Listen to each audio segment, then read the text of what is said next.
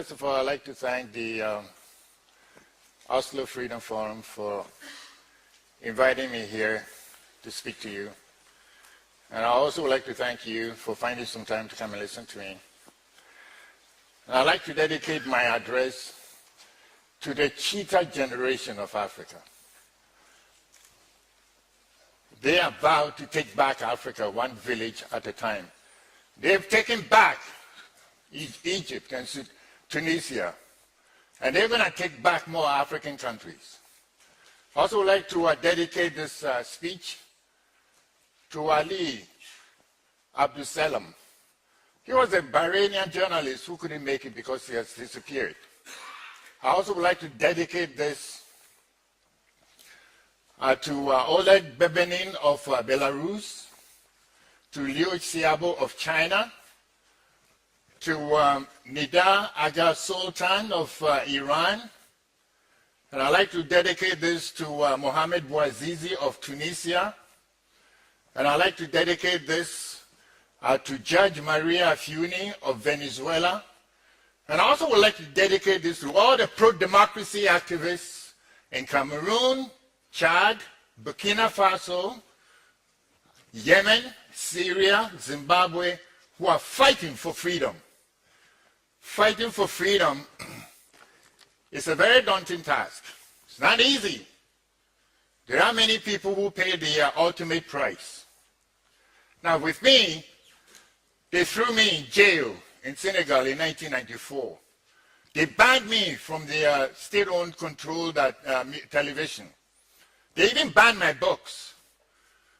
And security agents raided my hotel room in Kenya in Nairobi in 1994. Now even in Washington, D.C., they firebombed my office. But I did not back down.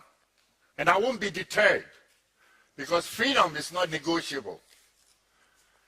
The they that I'm talking about are the usual suspects. Murderous dictators. They cause all the world's worst problems. All the collapsed states, devastated economies been caused by dictators. All the humanitarian catastrophes caused by dictators. And all the vapid cases of corruption, grand theft, naked plunder of the treasury caused by dictators. Africa has more dictators per capita than any other continent. Africa also boasts of the largest collection of coconut republics. Now here, see, the bandits don't take away, don't steal 1 million here and 1 million there. They cart away the entire treasury, plus the kitchen sink. After a mere 4.5 years in office, the late dictator of Nigeria, Sani Abacha, managed to accumulate a personal fortune of $5 billion. Omar Bashir of Sudan has siphoned out of Sudan, the country, $7 billion. And Hosni Mubarak of Egypt managed to accumulate a personal fortune of $40 billion. Now let me put that in perspective.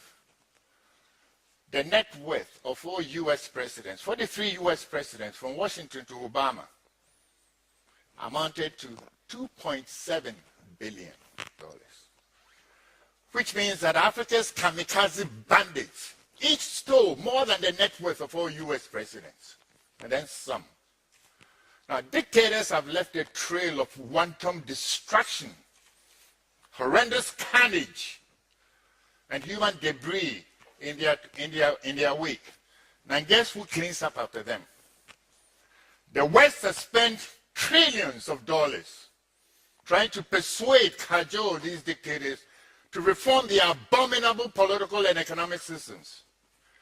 The West even tried appeasement and rapprochement. Enough. Dictators are allergic to reform. They are stone deaf and impervious to reason.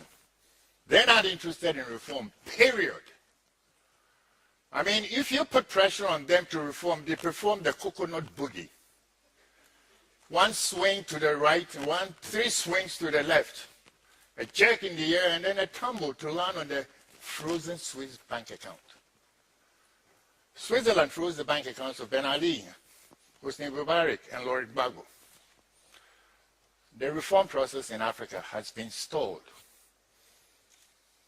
by vexatious chicanery, willful deception, and vaunted acrobatics. See, back in 1990, out of the 54 African countries, only 4 of them were democratic. Now, 21 years later, this small group has increased to only 15, meaning that the vast majority of the African people still live under tyranny and oppression. The number of economic success stories are fewer than 10. And also fewer than 10 have free and independent media. Some people call this progress, some progress. Now, angry Africans are fed up with the antics of these dictators and taking the heat to the dictators. Ben Ali fled. Hosni Mubarak was shoved aside. And more coconuts would tumble. But I must caution you that the noisy rah-rah street demonstrations alone aren't enough to oust a dictator. To remove a dictator, 3 cardinal principles must be followed. The first one is that you got to have, it takes a coalition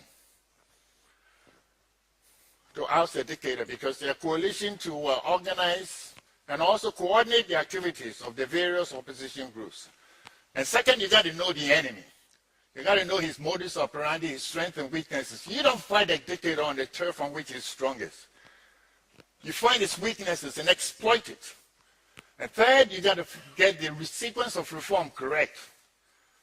If you look, it is imperative to have a small group of people to coordinate the activities.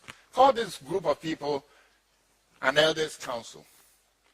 This council must be made up of eminent and respectable personalities who have no political baggage. They must be able to reach out to all the opposition groups. We formed one in Ghana. We called it the Alliance for Change. We set up a corresponding group in North America as well to coordinate the activities. Now, historical examples will include the gathering in Sudan in 1985, the Danube Circle in Hungary in 1988, the Charter 77 in Czechoslovakia in 1989. Now, these groups, this council is the one which is supposed to organize and collate the activities of the disparate groups. Now, if the dictator calls an election, this group must always be in place. If the dictator calls an election, the council must rope all opposition parties together into an electoral alliance. See, last year, there were 10 elections, and the dictators won all those 10 elections. Why? Because the opposition was divided. Take example, in Ethiopia, for example, there were 92 political parties trying to challenge the dictator, Meles Zenawi, in an election. And in Belarus's December 2010 elections, there were 9 opposition leaders trying to challenge him. It shouldn't be this way. The council must rope all opposition groups into an alliance. The council must also ensure that the Electoral Commission is independent, the voters register is clean, all opposition parties have access to the state media, and for funding, the council must rely upon the diasporan community, not on Western donors. Know the enemy. All dictators operate by the same modus operandi. See, they seize control of 6 basic institutions. They seize control of the civil service, the media, the judiciary, the security forces, the Electoral Commission, the central bank. They pack these institutions with their cronies and allies and subvert them or debauch them to serve their interests. For a revolution to succeed, you have to wrestle control of one or more of these institutions from the out of the dictator's clutches. If you look at Tunisia and Egypt, the game was over when the security forces said they were not going to fire on the street protesters. The same in Philippines in 1986, and also in the Georgia's Rose Revolution, the street demonstrators were able to charm the security forces with roses. And that's why it was called the Rose Revolution. And also in Ukraine, 2004, Orange Revolution, street protesters were able to secure the full support of the Supreme Court. In Pakistan's 2007 Black Revolution, the protesters had the full support of the judiciary. It is important to get control of at least one or more of those state institutions on the side of the protesters. Now, you also exploit the weaknesses of the dictator by stretching its military geographically. I mean, you shut down the civil service, and any military regime will collapse because they don't have enough soldiers to replace all the civil servants. Now, this strategy was very much on display in Tunisia and Egypt, and also certain parts of the Middle East, where protesters held simultaneous strikes in almost all the cities and towns across the country. Now, that's how you strain security forces. Now, after you remove the dictator, you have to remember that here's also another question. Getting rid of the dictator does not necessarily establish a free society. You have to reform the dictator, disassemble the dictator itself. We didn't do this in Africa in the 1960s. We got rid of the white colonialists, but we did not disassemble the oppressive colonial state. And guess what happened? We removed the white colonialists, and they were replaced by black new colonialists, Swiss bank socialists, crocodile liberators, quack revolutionaries, and briefcase bandits. Africans will tell you, we struggle very hard to remove one cockroach from power, and the next rat comes to do exactly the same thing. This is because we did not disassemble the dictatorship. To disassemble the dictatorship, you have to follow reforms in certain ways. It's like overhauling a vehicle. You don't fix the transmission when the battery is dead. Nor do you install a new fan belt when the radiator leaks. You got to do things in order and in steps. To disassemble a dictatorship, you need first intellectual reform for freedom of expression and free media. And next, you need political reform for democratic pluralism. And then you need constitutional reform to limit the powers of the executive. And then you need institutional reform so that you can free up the judiciary, make sure that the judiciary is independent, the media is independent, and so forth. And then, lastly, you need economic reform. Premature economic liberalization can cause reversals of the revolution. That's happened in many Eastern European countries. In many Eastern European countries, they push forward economic liberalization a la the shock therapy.